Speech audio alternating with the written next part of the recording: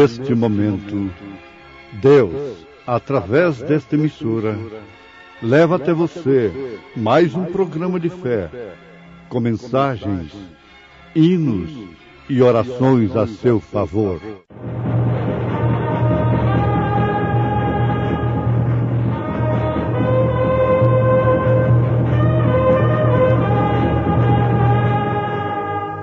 Fé para vencer. Somente crer, somente crer, tudo é possível, somente crer, somente crer, somente crer, tudo é possível, somente crer. E eu vos digo a vós, pedi e dar-se-vos-á, buscai e achareis, batei e abri-se-vos-á, porque qualquer que pede, recebe, e quem busca, acha, e a quem bate, abrir-se-lhe-á.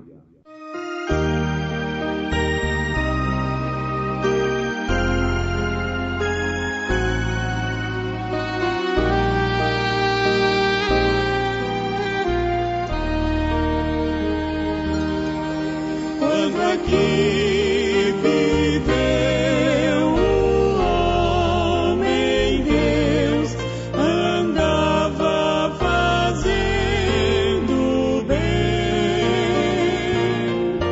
no viver feliz. A Bíblia diz que andava fazendo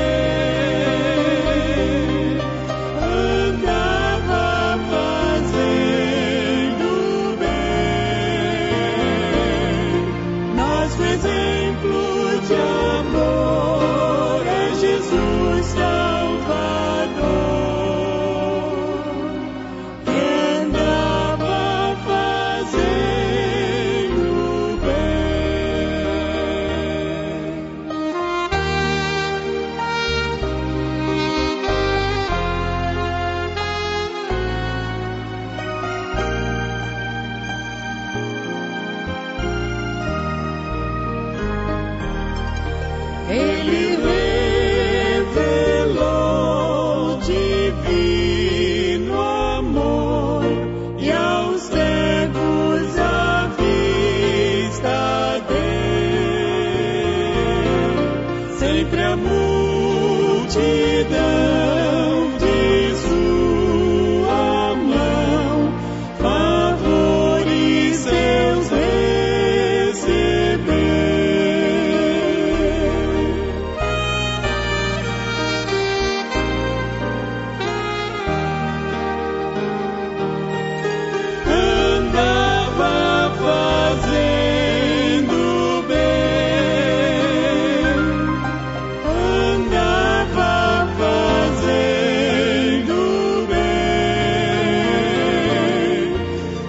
Exemplo de amor é Jesus Salvador,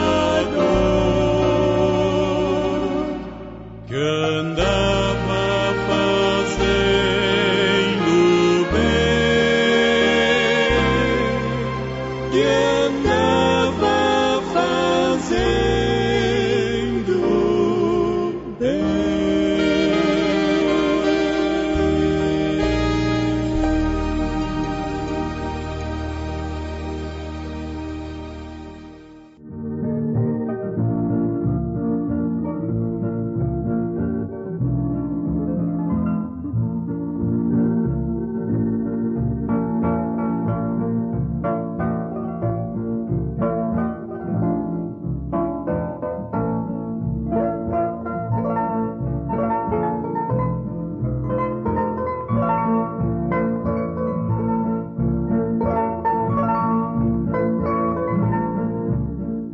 Ouvintes amados,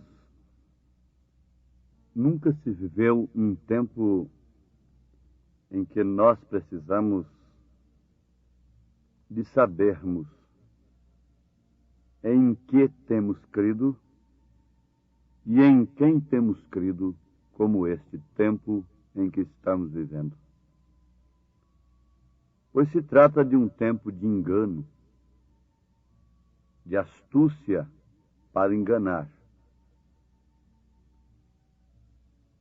É necessário que tenhamos o Espírito Santo da graça para que não sejamos enganados.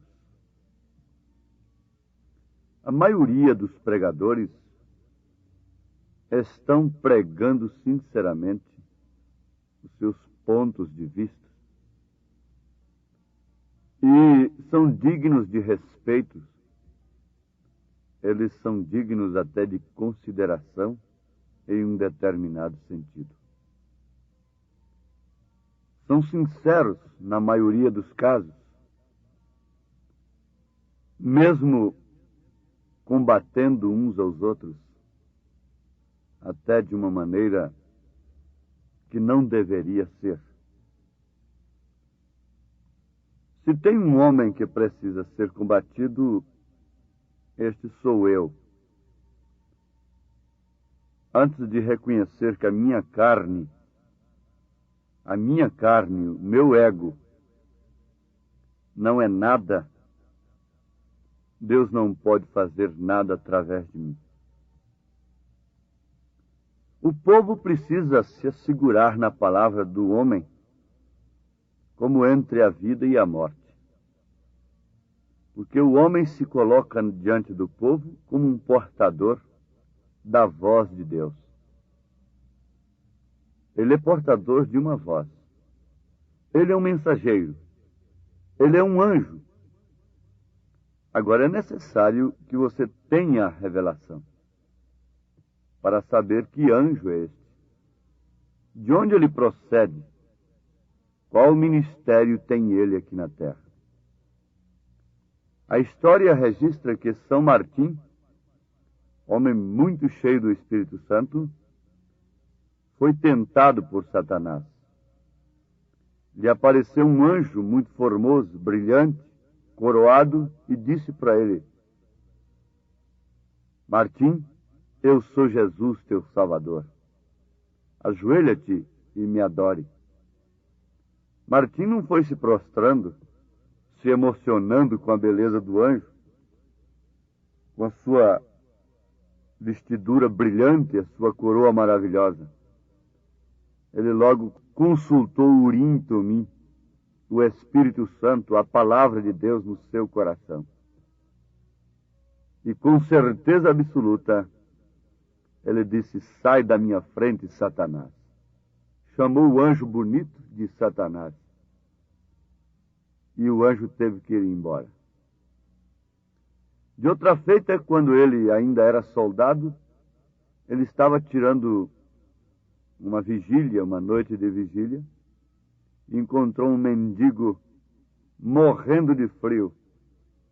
Tomou da sua capa, arrancou da espada, partiu a capa no meio, deu a capa para o mendigo, cobriu o mendigo.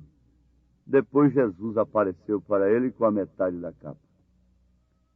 Então, um mendigo era Jesus. Um anjo brilhante era Satanás. Mas por que ele teve esse discernimento? Por causa do Espírito Santo. Dentre as muitas vozes sinceras, bonitas, trêmulas, eloquentes, chorando,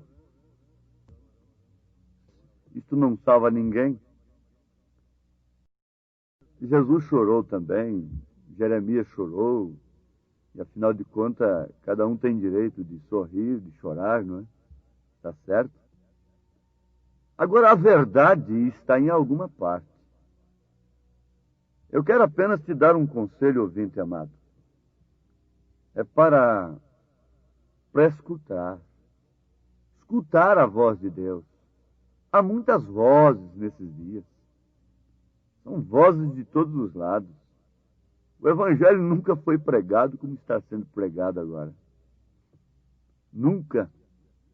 Por porfia, por contenda, por facção, por interesse, por fama, por vanglória, de todas as maneiras. Mas um homem como Paulo não se poria a brigar com nenhum deles. Diria assim, bom, de todos os modos, eu dou glória a Deus porque o Evangelho está sendo anunciado. E isso é bom para que os sinceros se manifestem. Isso é bom para provar a revelação, para você saber onde está a verdade. Você tem que escolher. Você tem que escolher por revelação divina. O Espírito Santo precisa lhe mostrar, para você não tomar escorpião por peixe, nem tampouco pedra por pão. Porque ele não dá a um seu filho pedra no lugar de pão. Se você é filho de Deus, você não pode estar comendo uma doutrina aí que é pedra, pensando que é pão. Você não pode crer numa doutrina que não passa de um escorpião espiritual, se você é filho. Porque Deus não dá escorpião quando o filho pede peixe. E o peixe é o símbolo da revelação. Isso é extraordinário. Você deve examinar, não pelo argumento do homem, nem pela eloquência do homem, pela oratória, pelo meu dom de falar, de convencer as pessoas, apesar de nunca usar de proselitismo, de ir atrás das pessoas. Mas examine à luz da palavra. O povo anda sem tempo de examinar-se. Se tem uma coisa que está sendo combatida no mundo todo e deve ser combatida é o analfabetismo. Agora note, quando você está combatendo o analfabetismo, você não está combatendo o analfabeto. Não é certo? Pare um pouquinho e pense. Muitas vezes, quando a gente está pregando o Evangelho, que a gente crê ser a verdade, as pessoas interpretam mal e pensam que a gente está acusando, atacando as pessoas. Não. Um verdadeiro pregador não ataca pessoas. Não ataca o pecador. Ele ataca o pecado. Agora, se você ataca o fumo e o fumante se sente ferido, isso é outra coisa. É a mesma coisa. Vamos acabar com o analfabetismo. Nem por isso vamos desprezar o analfabeto. Vamos colocá-lo numa posição indigna e até indevida, a ponto... Como é que faz? E São Pedro, como ele poderia ser pregador do Evangelho hoje, hein? Isso é para quem Deus chama. Se Deus chama um Saulo, instruído nos pés de Gamaliel, muito bem, mas e se ele chama um pescador, ele pode pregar? Poderá? Graças a Deus que até aqui tem podido, não é? Então continue pregando, pescadores. Vamos ver. Cada um pregando com sua convicção. Mas não pregue antes de entrar no Pentecostes. Caso contrário, se você fica usando a espada e a palavra, mas para cortar a orelha dos outros, desce para antes da hora. Mete a tua espada na bainha e aguarda o Pentecostes. Porque aí você vai ganhar almas apenas citando o que o profeta disse. Foi só usando o que o profeta disse, Pedro ganhou quase 3.000 almas de uma só vez. Isso é cumprimento da palavra de Deus. Agora, vejamos, eu estava meditando. Se o analfabetismo intelectual, humano, prejudica o homem, e o espiritual?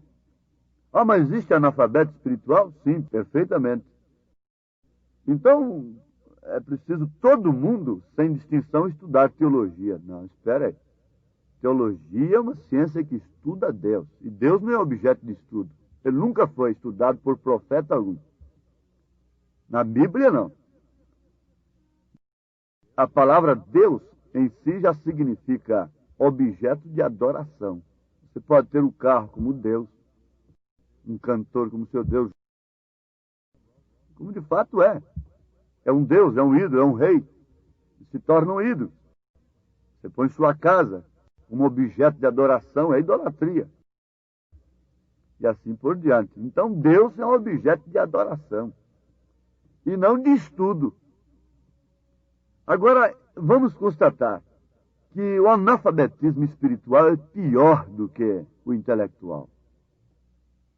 Porque o analfabeto, intelectualmente falando, ele sofre apenas dano na carne.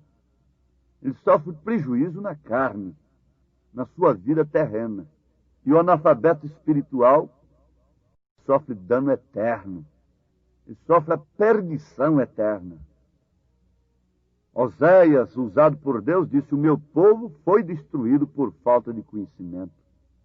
Se referindo ao conhecimento de Deus, não ao conhecimento intelectual. E que vamos falar, que vamos pensar desses analfabetos que não conhecem nem Malaquias 4, 5, 6? O que vamos falar desses analfabetos que não sabem nem onde está a concordância para Mateus 28, 19? Esses analfabetos que vivem vendo três pessoas distintas, não pode ver o Pai no Filho. Não pode ver que Jesus é Emanuel, é o primeiro e o último, o Alfa e o Ômega. Como esse povo pode entender, conceber o segredo dos 7 trovões do Apocalipse, a revelação dos 7 selos? Como podem aprender álgebra se não sabem nem o ABC ainda? Como podem pensar em grandes coisas profundas se estão enterrados, parecendo avestruz que enterra a cabeça na areia e deixa o corpo de fora exposto para o inimigo, enterrados somente no mistério da cura divina e de mais nada? Como se pode ensinar álgebra para uma pessoa que não sabe nem o ABC? Como se pode pensar no segredo dos 7 trovões, de fé em fé, de glória em glória, até alcançarmos a perfeição? Como podemos ver o mistério da piedade? Agora Jesus levantou os olhos para os céus e disse: graças te dou, ó Pai, porque escondeste estas coisas aos sábios entendidos e as revelaste aos pequeninos. Isso não é para mim exclusivamente. Isso não é para você sozinho. Isso não é somente para um determinado grupo. Jesus disse: eu vos digo a vós, pedi, dá-se-vos-á, buscai e achareis, batei e abrir-se-vos-á, porque qualquer que pede recebe, e quem busca acha, e a quem bate abrir-se-lhe-á. São Lucas capítulo 11, versículo 9, versículo 10. Amados, vamos pensar um pouquinho. Se a pessoa fosse pedir a Deus no tempo de Moisés, diretamente alguma coisa, Deus atenderia? Não. Teria que ser através de Moisés. Moisés é um tipo de Cristo. Tudo que nós pedimos ao Pai em nome de Jesus Cristo nos é concedido, mas através da sua palavra. Você não pode receber o segredo dos 7 trovões. O mistério da piedade não pode ser revelado a você sem que você obedeça a Jesus Cristo. Sem que você tenha a revelação de que há um profeta profetizado nas Escrituras para esta era, para nos mostrar estas coisas profundas, escondido ao mundo sábio e inteligente, e revelado aos pequeninos que têm tempo para escutar a voz de Deus, para os mancos, os aleijados. Eles não têm campos, eles não têm bois, eles não estão amarrados com as coisas terrenas. Já estou falando da parábola da grande ceia. Por isso eles têm tempo para atender o convite. Jesus disse: todo que o Pai me dá virá a mim, e o que vem a mim de maneira nenhuma o lançarei fora. Mas este ir a mim é justamente através de sua palavra. Você não pode, de maneira alguma, ir a Jesus Cristo, a não ser através da palavra. Porque Ele é a palavra. Ele é a palavra. Agora, notemos isso. Não importa quão mal sejam os tempos. Reclamar não resolve. Murmurar não resolve. Apelar não resolve. Israel estava gozando de um mau tempo. O tempo para Israel estava péssimo. E lhe faltava Deus. Faltava a arca. E Davi, sinceramente, resolveu buscar a arca. E fez um ecumenismo. Chamou os capitães, os sacerdotes e uniu a todo mundo para buscar a arca, porque ele sabia que a arca era, de fato, a solução para aquele mau tempo em que Israel estava vivendo. Mas ele cometeu uma grande falha. O plano foi frustrado, não foi avante, causou morte, porque ele não consultou a Natã. Natã era o profeta de Deus. Não adianta nós querermos trazer Deus para o povo, embora lutando, sacrificando, viajando, arriscando a vida, jejuando, orando, lutando de todas as maneiras como Davi lutou bem intencionadamente. Mas tudo isso causará morte se não for através do plano de Deus. Mas é necessário que aquietemos um pouco. É necessário que demos lugar ao Espírito Santo para que ele possa nos falar. Não estamos aqui para discutir, não estamos aqui para conjecturar, não estamos aqui para convencer que você deve deixar sua igreja, deve deixar seu grupo. Não. Nós estamos lutando para que você pare um pouquinho e dê lugar ao Espírito Santo, para ele te falar, para ele mostrar onde está a verdade. E ele mostra, ele não lança fora. E recebendo esta verdade, recebendo essa resposta, você vai constatar que a verdade está no seu coração. A luz está no seu coração. A luz não está num credo, a luz não pode estar numa igreja, a luz não pode estar num homem distintamente. A luz tem que estar em você, porque ela está na sua palavra. É a palavra de Deus, e se essa palavra está em você, você tem luz no seu coração, e por isso então você não precisa combater nem A nem B. Basta mostrar sua luz, e aqueles que amam a luz chegam para a luz.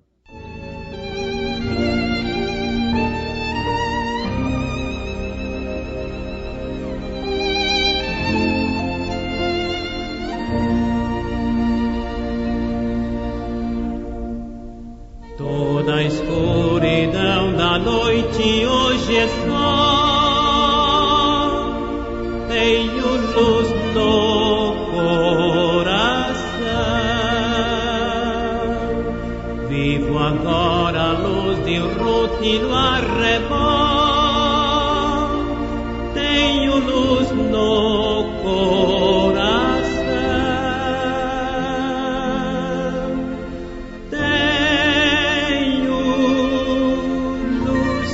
Tenho luz no coração, pois Jesus as trevas todas dissipou. Doces hinos cantarei, pois Jesus hoje é meu Rei. Tenho luz, sim, tenho luz no coração. Deus vos abençoe, ouvintes amados, em nome de Jesus Cristo. Amém.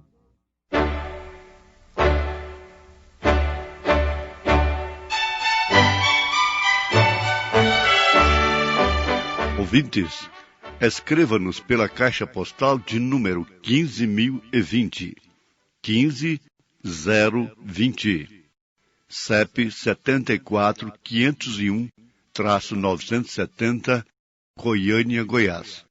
O nosso endereço na internet é www.apalavraoriginal.org.br. Volte a nos ouvir amanhã novamente, neste mesmo horário, nesta emissora, se o Senhor nos permitir, com fé no Filho de Deus, a fé que vence o mundo.